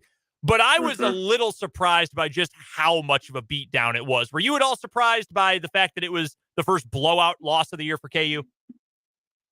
A little bit. I think for me, not even more so like the fact that it was the blowout, because I think you spoke to what Texas, man, like they're so good in the trenches. And it's so crazy when you compare it to last year, where you looked at KU and KU was really able to hold its own, I think, in the trenches for a good portion of that game. And that just wasn't the case. I think for me, the more concerning part was maybe just the attention to detail and the locked-in-ness of the team. And I think Lance Leipold's comment post-game about it, saying there were some guys on the sideline who were in tears because that's how competitive they are. And to get your butt kicked like that for 4 quarters is hard, and it doesn't feel good. But he said that he wants the whole roster to be like that. And I think that's his kind of way of sending out signals that, hey, this is still a team that is, in terms of the culture, still establishing things. And so I think that for me is maybe the more concerning part, not necessarily the fact that KU got beat by a Texas team that clearly had that game circled. And if there's one thing you know about Texas teams in recent memory, it's if they have a game circled, it's going to be hard to beat them. But I just think overall it's the fact that KU, I'm not going to use the word gave up, but did not play with the intensity for 4 quarters like they have in past games when they've gotten down early and been able to battle back. And I think that for me is kind of the concerning part. I'm not going to ask for a grade for Jalen Daniels' performance for the offense in the game, because it is such a unique situation, and there is obviously a lot of important context here. He hasn't played in several weeks. He's dealing still with a shoulder injury, and we knew going into the game. We talked about it with you last week, and we know Lance Leipold said it last week, that, hey, he's not going to be all the way 100% for the rest of the year, however long he ends up playing. But still, there were a couple throws that I thought were pretty impressive that he got down the field late in the game, but it looked like it took every ounce of energy that he had, every ounce of strength to get that ball out. He was really off at the beginning of the game. How would you assess and break down what we saw out of Jalen Daniels in his first game back? Yeah, I think the first quarter Jalen Daniels was different than the third or fourth quarter Jalen Daniels that you saw. I mean, it says something when the guy that barely threw any interceptable passes in the first, kind of 5 games of the season, all of a sudden on his first play from scrimmage almost throws a pick six. I think that just tells you everything you need to know about kind of where he was at in terms of the rust. But I think as the game went on, you saw more flashes of the Jalen Daniels that you saw early in the season. I don't think the arm power was what it was early in the year, where there were some of those passes where you just flick his wrist and it would just be like a line drive to the outside hash. And I don't know if he has that arm power right now, but I just think you saw him improve over the course of a game. And if you want to project that forward to Saturday's game against K-State, I think the Jalen Daniels you see Saturday is going to be different than the Jalen Daniels you saw against Texas. And so I think it should be about progression and can he feel better and look better this weekend. Based on what Andy Kotelnicki said today and Lance Leipold said yesterday, I think that is going to be true. But again, it's still a question of, is the Jalen Daniels that you saw, the dual threat quarterback that had, the best ESPN total QBR in history for a few weeks, like, is that going to be the guy you see? I still don't know, because I'm not sure if they're going to want to run him 15 times like they did against Houston.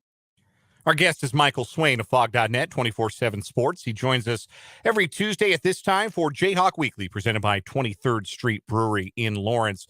Give Michael a follow on Twitter at mswain247.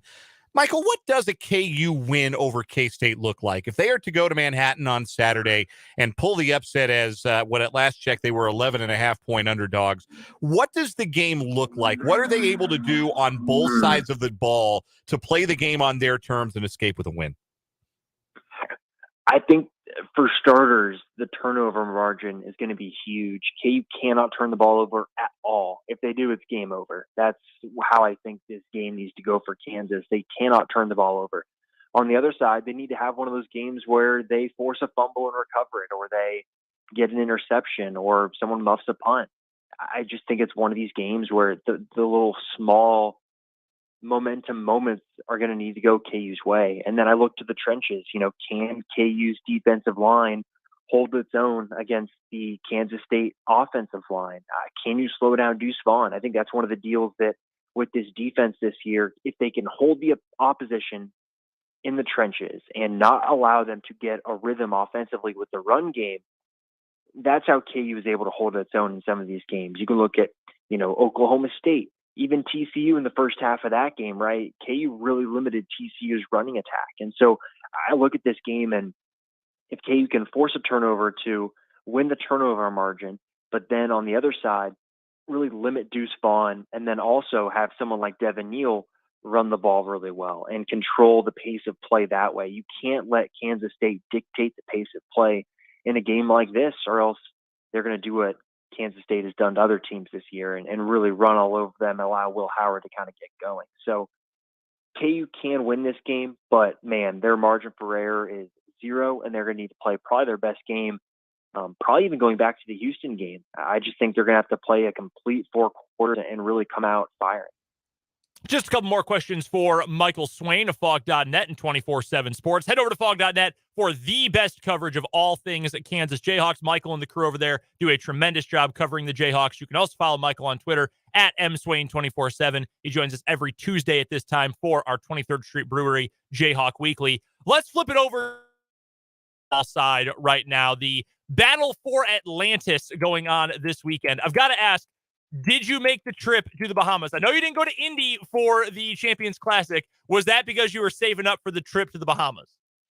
Oh, I wish. The saving up right now is for the bowl game. It's for the bowl game. But no, I'll be covering it all from home in the nice, cool Kansas weather. But no, I wish I did, but I did not. I am, I think, more excited than anything to see Bill Self coaching in shorts on the sideline, looking like he's on vacation. One of my favorite times of year. As for the team itself, even beyond this tournament, which I do think will be a useful tool for this team, I do want to know, with KU up to 3rd in the AP poll this week, do you think that right now KU is a top 5 team, or is that still a little bit reputation? And I'm not saying, KU should be unranked or even outside the top 10. I'm just wondering if they have truly played through, a tiny sample of 4 games like a top 5 team to you, or does that feel a little bit based on having won the national title last year? Well, here's the thing. Are we comparing it to other teams in college basketball right now? Then yes, I think Kansas is one of the top 5 teams in college basketball right now. I think you roll the ball out between KU and Texas, KU and Gonzaga even. Like, I think KU will be able to hold its own in a lot of those games and most likely win. But if we're comparing this team right now to a end of season top 5 team, no. But again, it's all about the progression over the course of the season. And I think this team right now has an identity early in the year. Do they play collectively as a team like they will towards the end of the season? No, but I think this team already knows what it is, and I think that's a huge step. And I think you look at other teams in the Big 12 and some of the other best teams in the country, I don't know if they're all like that. And I think that, Duke is a great example. Duke is a really talented team, but I don't think they have an identity yet. I think for Kansas, that's a great sign that you already kind of know game in and game out what a win looks like. What are you hoping to see out of this KU team? Because it is a pretty darn good field at the Battle for Atlantis. Yeah. It'll be NC State. They're a top 70 Ken Pom team coming up tomorrow with the early tip-off. Then you're going to get either Dayton or Wisconsin, some good teams on the other side of the bracket as well. What are you hoping to see out of this KU team? Or maybe the other way to phrase it is, what do you think KU can or maybe needs to prove with this MTE? Well, someone needs to show up as a third scorer. Let's be frank here. I think that's been one of the concerns I've had with the team early in the season. Jalen Wilson's going to go for 20 points. I think we kind of have an idea that that's going to be the case this year. And I mean, man, he's basically 25, 10, and 5 right now, which is just absurd numbers. But I think a third person needs to step up in the scoring department. And I look at Kevin McCullough and I look at DeJuan Harris as being kind of the two guys that I have my eye on. Both of them have had their moments scoring the ball. I think about kind of Kevin McCullough knocking down 2 threes early against Duke, but I just look at him and I say, man, some of the shot selection with some of those mid-range jumpers that he's taking, to me, that looks like someone that's pressing and thinking, okay, now's my time. I got to go get my shot now. I got to have a scoring flurry like Grady Dick. And I think what Kevin McCullough will eventually turn into is a guy that takes advantage of Jalen Wilson slashing to the rim and then passing the ball at him on the perimeter, and then he pump fakes and then gets to the rim. I think he's a guy that, in terms of the shot selection, shouldn't be taking a bunch of mid-range shots, and he'll get there eventually.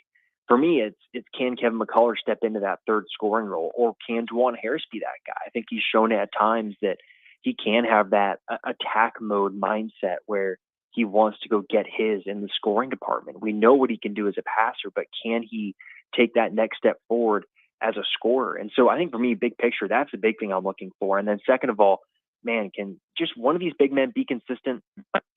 Ernest Uday, can he play, in each of these 3 games, can he play 15 minutes in every single game? Can KJ Adams continue to play on the floor and rebound really well? Can someone like Zuby Ejiofor come in the game and look maybe more at home? Because I think at times he's been a little lost. So I think there's a lot that you can learn about this Kansas team on this trip, and a lot that I'm looking forward to as well, because for as much as you know about this team right now, I think there's still some gaps that need to be filled in with the rotation. For the best coverage of all things Kansas athletics, head over to fog.net. It's part of the 24/7 Sports Network. You can also follow Michael Swain on Twitter at mswain247. Michael Swain, the KU beat writer for 24/7 Sports, joins us every single Tuesday here on 580 Sports Talk for our 23rd Street Brewery Jayhawk Weekly. Michael, as always, man, we really do appreciate the time. Thank you so much. Happy Thanksgiving to you and yours, and we will talk next week, possibly after a Miracle KU win in a couple different ways. Yeah, should be a lot of fun next week. Well, happy Thanksgiving to you guys as well, and we'll talk again next week. That is Michael Swain from fog.net and 24/7 Sports. Awesome insight into all things KU. Head to fog.net. Seriously, best coverage of KU you're going to find out there. We appreciate Michael's time. We appreciate your time as well. We have just half an hour left on the show today, so we'll get to our 580 Sports Talk headlines after the news break here on 580 Sports Talk.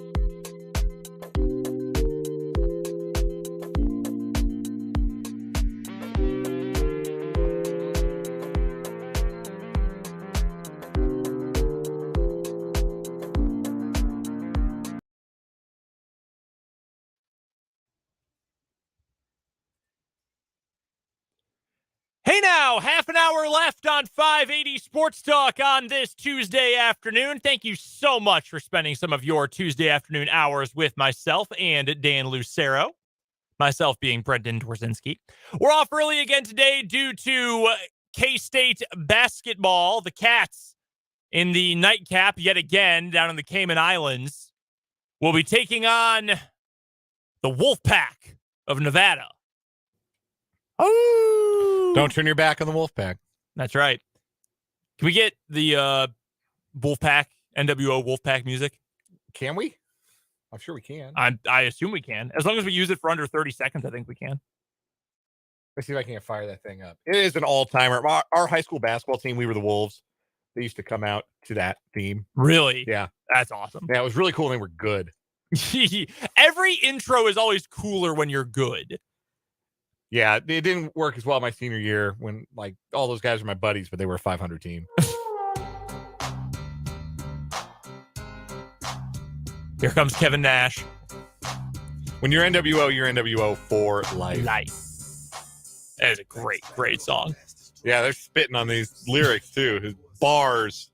So it'll be K-State versus Nevada tonight. Programming note, we mentioned it to you earlier. If K-State wins tonight, we've got another show from 3 to 5:30 tomorrow. It'll be our final show of the week. We are off Thursday for Thanksgiving, and we are off Friday as well because of the holiday, taking the extra long weekend. So if you are able to also get some time off for the holiday, enjoy your Thanksgiving with friends, family, or just yourself, whoever it is. If you've got to work, we'll still have plenty of programming coming your way here on the Sports Voice of Kansas. Now, that's if K-State wins tonight. If K-State loses tonight, they will play at 4 o'clock tomorrow, and we will not have a show because pregame will begin at 3 o'clock on the K-State Sports Radio Network, and the game will take us all the way through the end of 580 Sports Talk. And so if K-State loses tonight, then this is our final show of the week. You will know when we know. So just keep that in mind for you. Also, while we're getting through some housekeeping things, I do want to make sure we bring this up because I don't think it came up yesterday. It has been made official. We will have a state championship football broadcast coming your way on Saturday. It is state championship Saturday for football here in the state of Kansas. All 9 classes will play for their state titles. We will be hitting the road, myself and Greg Akagi. We're going to be out in Hayes, America. That's right. For the 1A state championship game, the St. Mary's Bears are taking on the Inman Teutons. That is going to be an awesome game between those two teams. A lot of running the ball. If you like the ground game, that's going to be a game for you. We had that St. Mary's Bears team a couple of weeks ago in the regional round of the playoffs. We are super excited for it. We hope you are too. That is coming up on Saturday with pregame at 12:30, kickoff at 1 o'clock from Lewis Field in Hayes. So keep your ears open for that. Coming up in this final 20 minutes or so now of this Tuesday edition of the show, we've got our 580 Sports Talk headlines brought to you by Blue Dot. We'll also get you a final word. And if you've got any texts, any thoughts, any comments you want to make, feel free to drop them in on the Big O Tires text line. That's 785-272-9429. You can also hit us up in the comments section on our YouTube live stream. Sports on 580 WIBW is the channel. Hit us up. Let us know whatever your thoughts are about what we are talking about on the show today. We do have a texter from the 913 who says, inject the WWE references into my veins. That's going back to the old WCW days. NWO and WWE never really took off. It was kind of half-baked. It had its moment. You had to be there. Although I will say, The Rock versus Hollywood Hogan, WrestleMania X8, awesome match. It was in Toronto. Last big thing that's been in Canada for WWE, in fact. Let's get to our 580 Sports Talk headlines again. They are brought to you, as always, by Blue Dot of Kansas. Go check them out online at blue.kansas.com. Couple different directions we can go here. How about the college football coaching carousel? How about we start there? A lot of rumors swirling around over the last couple of days. Let's start with ones that are more pertinent locally. The Nebraska opening. It has been teased for over a week now that an announcement is coming in the very near future for Nebraska. It has been reported by insiders from the Nebraska 24/7 website. That includes, and I want to make sure I get his name right here, Mike Schaefer. He is their insider for Husker247.com. Nebraska has requested from the University of Nebraska the space to make an announcement and to have media sometime either this weekend or sometime early next week, possibly. So after the final games of the regular season, so maybe that's a head coach who is coaching a team that's not in their conference championship. Obviously, it could be pushed back if they don't have anything in place. The rumors that have been swirling around have heavily involved Lance Leipold at Kansas. That has been the case ever since Scott Frost got fired. Hell, frankly, before Scott Frost got fired, honestly. Mike Schaefer of 24/7 Sports, he has also reported there is interest, at least from the Nebraska side, in Chris Kleiman. Now, we know Kleiman, things are great at K-State. K-State's going to play for a Big 12 championship in all likelihood coming up in just a couple weekends. We know he has a rock-solid relationship with Gene Taylor. I'm just reporting the reports out there that Nebraska has interest in Chris Kleiman, and I do not blame them. I do not blame them one bit. No. If I was coaching anywhere, I would also have interest in Chris Kleiman. Having interest in something means nothing. In my single days, I had interest in Kate Upton. That went nowhere. She married Justin Verlander, and I married my wife, who I love very much. But that's just not how it works. Yeah. So having interest is not like a thing. No. You can say that about anybody. No. Then it has been rumored that, Leipold's agents have at least been like, okay, what's on the table? Now, there are also reports out there, depending on where you want to look, that say KU has a hefty extension offer out there for Leipold. That's getting really into the rumors and message boards parts of this. Now, there's also a report that Matt Rule has told Nebraska, I'm looking elsewhere. He claimed on, I think it was Good Morning Football this morning, that he got fired at 10:30 a.m. on the day where Carolina said, you're out, and had a coaching search firm reach out to him by 11:30 on the same day. Is that realistic, or is that a guy trying to hype up his own value? I think a lot of college teams will be interested in Matt Rule. I really do think that. I do too. So I find that to be reasonable, although it's unknown if Nebraska is the school going after him. So that is your latest there. Also, 24/7 Sports is reporting that Bronco Mendenhall is in the mix at Nebraska, who won a lot of games at BYU, moved to Virginia, took Virginia to an Orange Bowl. They won their division in the ACC a few years ago.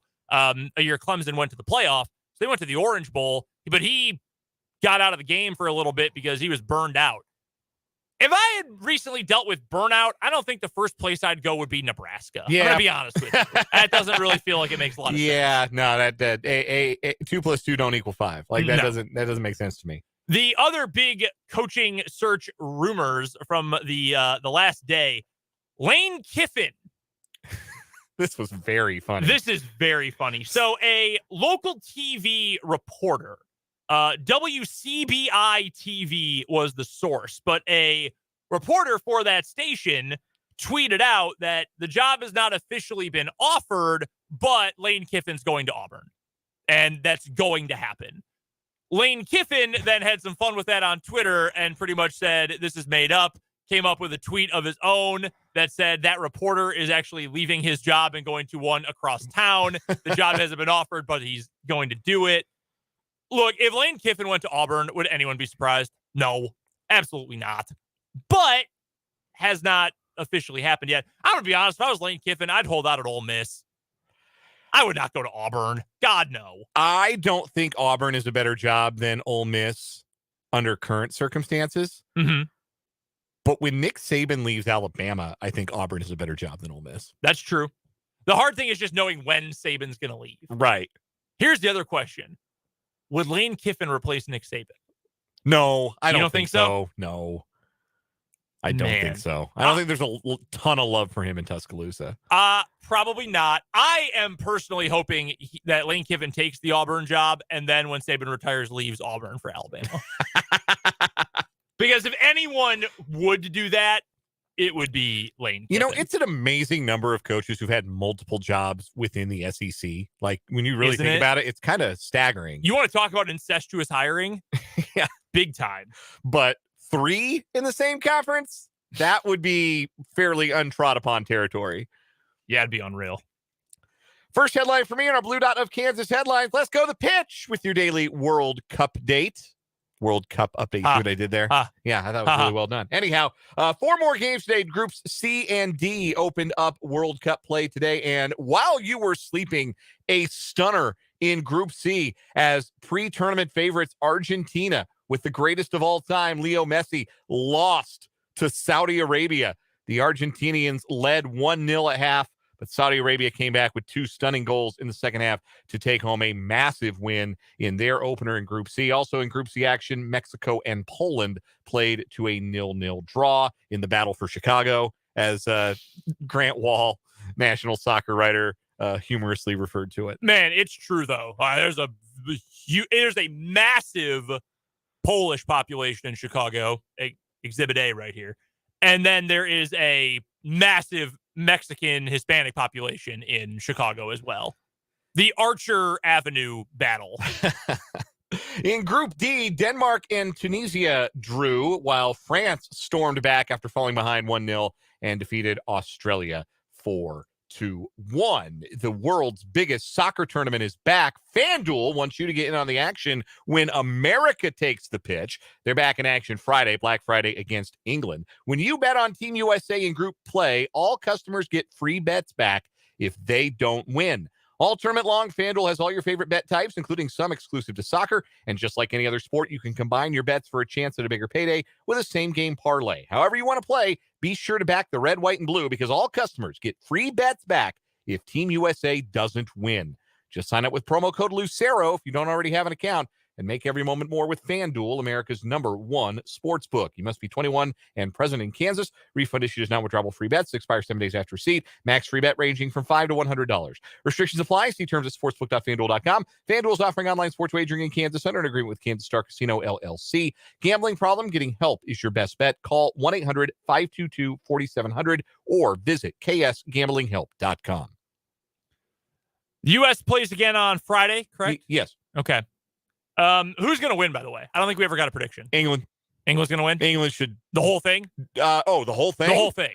You know, I would have picked France with a lot of conviction, but their main striker, Karim Benzema, injured himself during training and is out for the tournament. So I don't know where, even though they scored 4 goals today, I'm not sure where the goals are going to come from against the better competition they'll play. Yeah. They got Olivier Giroud in there at striker right now. Not quite the player Benzema is. Claude's brother. I'll stick with that pick, though.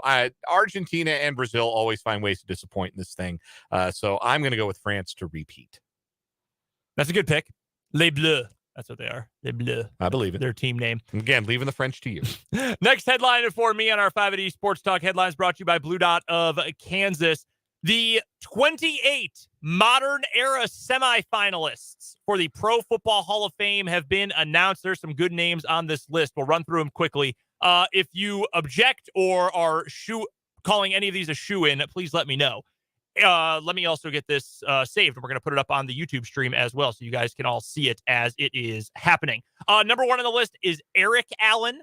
We also have Jared Allen. Chief Great. Yeah, I love Jared Allen. Jared Allen is one of my favorite NFL players of all time. He never played for my favorite team. In fact, he played for multiple teams that I actively don't like the Vikings and Bears. Jared Allen rules. He's one of my favorite players of all time, and I hope he makes it into the Hall of Fame. Willie Anderson, great player. Rondé Barber, Anquan Bolden, Henry Ellard, Jari Evans. Seahawk great.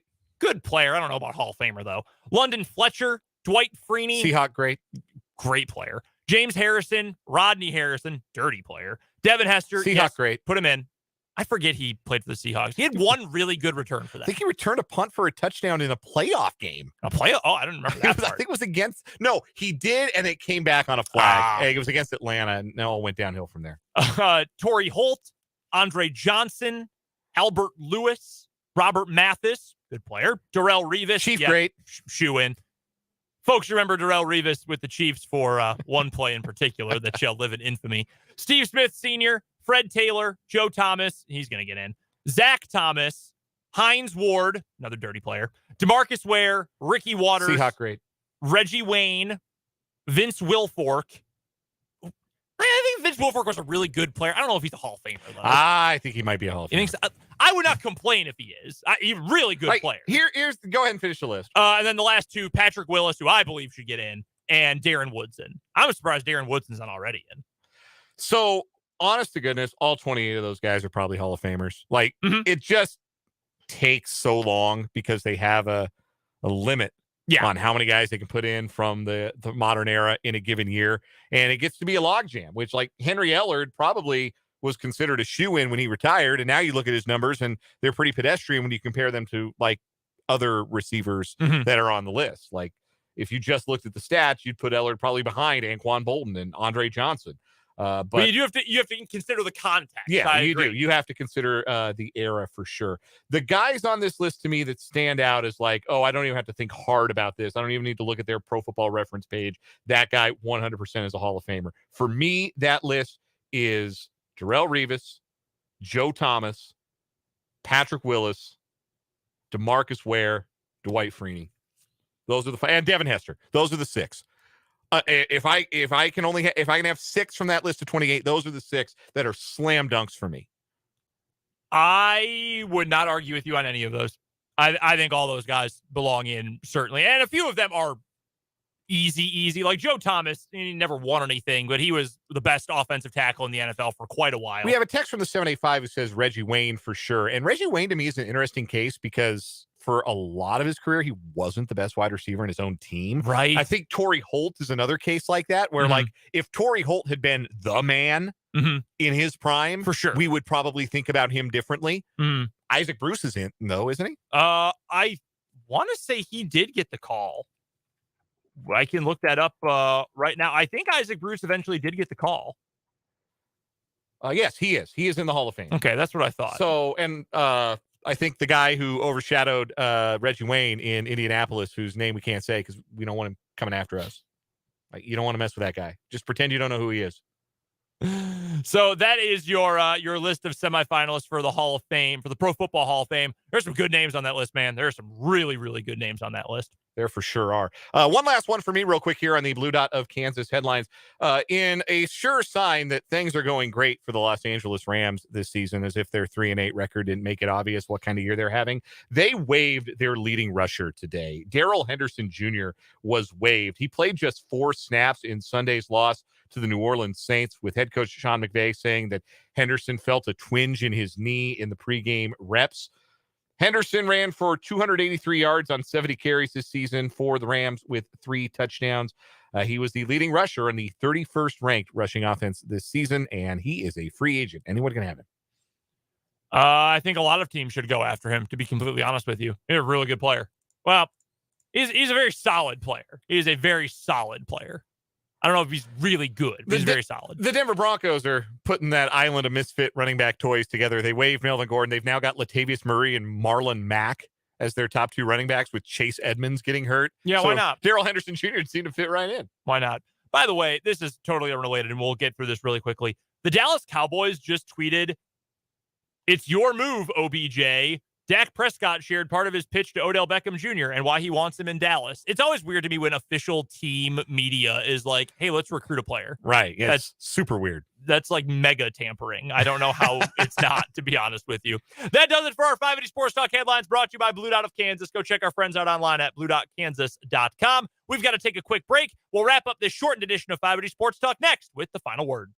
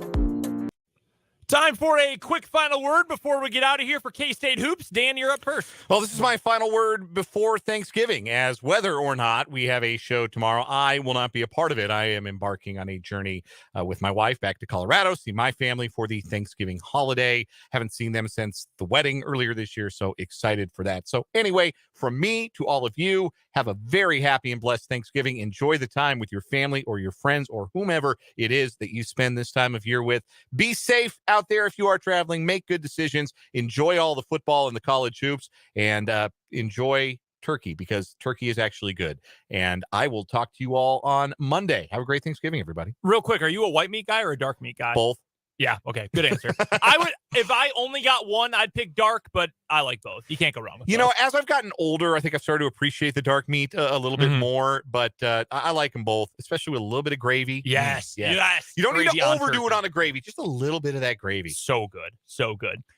My final word for today, appreciate Patrick Mahomes. We led the show talking about this. Appreciate this Chiefs offense. Not just Mahomes. He's obviously the centerpiece of it. But do not take this team for granted and the way they are playing right now. It is truly special football. You're not going to get to see it forever. It can disappear in a flash. So enjoy it while you have it, and enjoy having the favorites to win the Super Bowl for as long as you possibly can. That'll do it for 580 Sports Talk today. Thank you so much for joining us today on the show. Again, if K-State wins tonight, we will be back tomorrow from 3 until 5:30. If K-State loses to Nevada tonight, we will not have a show tomorrow, and this will be our final show before the Thanksgiving holiday, as we are off both Thursday and Friday. So if this is it for us, then happy Thanksgiving to you and yours. We will talk to you coming up next Monday. And if not, I'll talk to you tomorrow coming up at 3 o'clock. Dan's off for the rest of the week. I'll be back one way or another tomorrow. So from our crew to yours, happy Thanksgiving, potentially. We'll talk to you later on 580 Sports Talk.